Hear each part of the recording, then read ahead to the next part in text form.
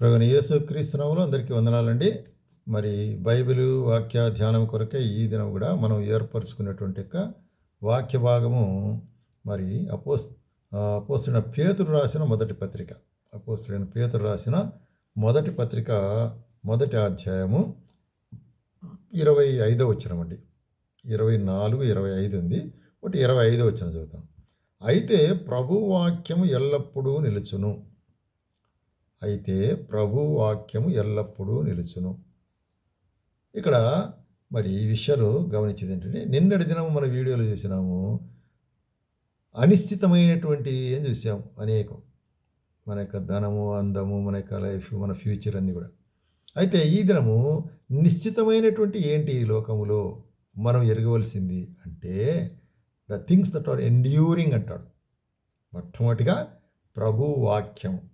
ఆకాశమును భూమి గతించితే కానీ నా మాటలు గతించవు, నేను చెప్పిన మాటలకు సున్నైనను పొల్లైనను తప్పదంటాడు. అది దేవుని యొక్క మాటలు. కాబట్టి మొట్టమొదటిగా మనం గమనించేది ఏంటంటే, అది ఆత్మీయమైనటువంటి యొక్క మరి మనకు వాగ్దానం. గతించనటువంటిది ఆయన వాక్యం. ఆయన వాక్యము అది ఎల్లప్పుడూ నిలిచేదిగా ఉంటున్నది. అది సమృద్ధిని కలుగజేసేదిగా ఉంటున్నది. అది జీవాన్ని పుట్టించేదిగా ఉంటుంది. ఆయన వాక్యమే. కాబట్టి ఆయన వాక్యానికి నాశనము లేదు.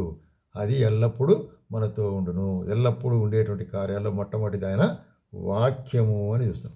రెండవదిగా మనం చూస్తుంటాము యోహాను సువార్త 6వ అధ్యాయము 27వ వచనము 27వ వచనం ఏమిటంటే, క్షయమైన ఆహారం కొరకు కష్టపడుకుడు కానీ నిత్య జీవము కలుగజే అక్షయమైన ఆహారం కొరకే కష్టపడి మనిషి కుమారుడు దానిని మీకు ఇచ్చును. ఎందుకై తండ్రి అయిన దేవుడు ఆయనకు ముద్ర వేసి ఉన్నాడు. ఇంకొకటి నిశ్చితమైనటువంటిది. ఇక్కడ ఏం చెప్తున్నాడు? క్షయమైనటువంటిది, అక్షయమైనటువంటిది. క్షయమైనటువంటిది అంటే అనిశ్చితమైనటువంటిది, అక్షయమైనటువంటిది అంటే నిశ్చితమైనటువంటిది, ఎల్లప్పుడూ ఉండేది. కాబట్టి ఇక్కడ యేసు ప్రభువు ఏం చెప్పిందంటే, నేనిచ్చే ఆహారము కదా, అది మరి చూసినట్లయితే ఏమంటున్నాడు?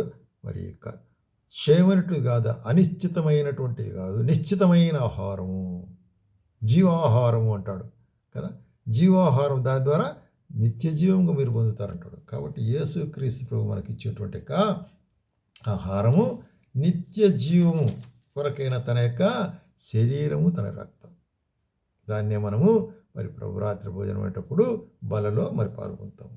ఇది నా శరీరము, మీ కొరకే విరుడు నా శరీరం, ఇది మీ కొరకే కార్చబడిన రక్తం అంటాడు. దీన్ని తినివాడు నిత్య జీవం గలవాడు అంటున్నాడు. దానికి సాదృశ్యంగా రొట్టె రసం మనది అవుతుంది.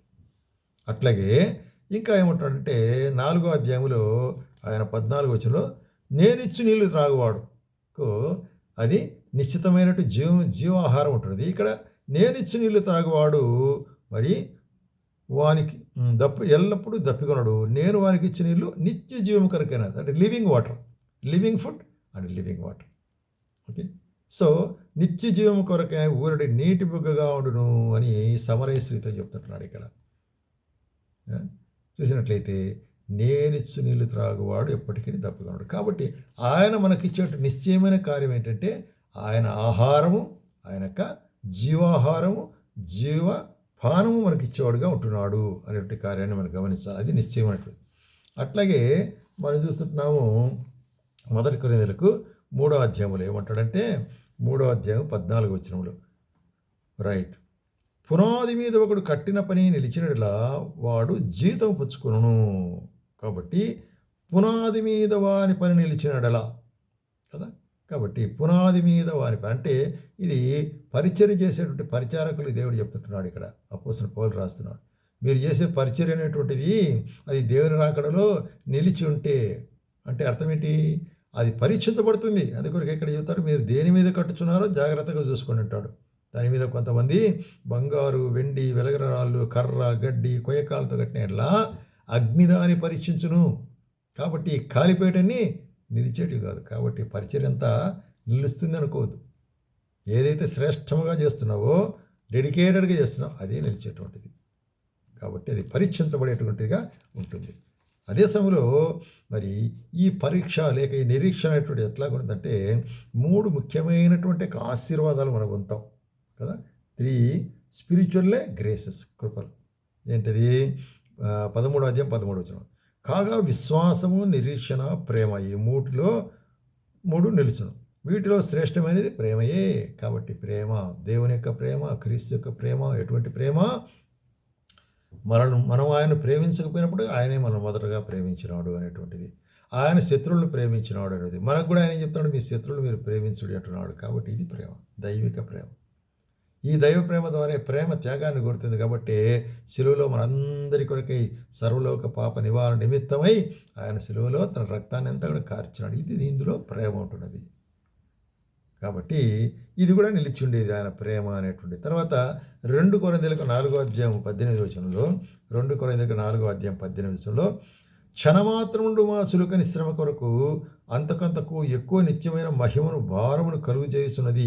ఏలైనగా దృశ్యమైనవి అనిత్యములు, అదృశ్యమైనవి నిత్యములు. అది మనం నేర్చుకోవాల్సి. మన చుట్టూ చూసేటువంటి కార్యాలన్నీ కూడా అనిశ్చితమైనది, టెంపరల్. అయితే మనం చూడనటువంటి మనోనేత్రాలతో చూడగలిగేటువంటివి మరి అదృశ్యమైనవి, అవి నిత్యమైనవిగా ఉంటున్నది. అందుకొరకే మేము దృశ్యమైనవి చూడక అదృశ్యమైన దాన్ని నిదానించి చూస్తున్నాము.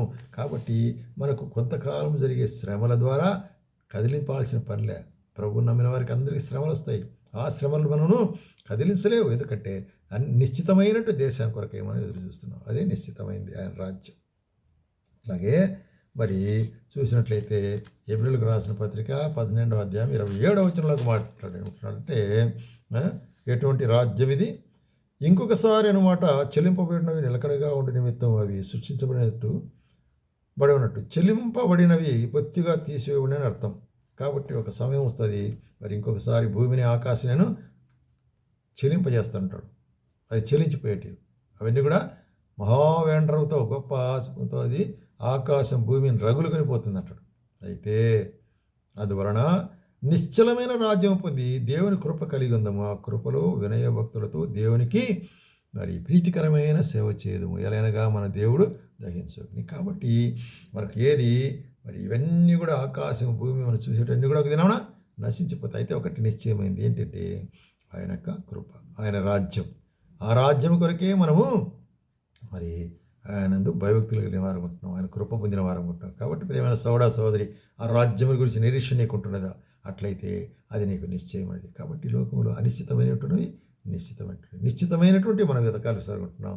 ఏదేది జీవాహారము, జీవపానమైన దేవుని యొక్క మాటలు, అట్లాగే ఆత్మీయమైనటువంటి యొక్క మరి క్రియలు మనం చూస్తుంటున్నాం. అట్లాగే ఆత్మీయమైన యొక్క ప్రోత్సాహకరమైన ఆశీర్వాదాలు మరి చూస్తుంటున్నాము. అదేవిధంగా మరి అన్సీన్ థింగ్స్, చూడనటువంటి వాటి మీద మనం లక్ష్యం ఉంచుతున్నాం, నిశ్చితమైనటువంటివి. అట్లాగే మరి చూస్తున్నాం తన స్పిరిచువల్ కింగ్డమ్ చూసినట్లయితే ఆత్మీయ మందిరము, దేశము, తన రాజ్యం కొరకే మనం ఎదురు చూస్తుంటున్నాము. అటువంటి నిరీక్షణ కలిగినట్టు ప్రభు మనకు సహాయం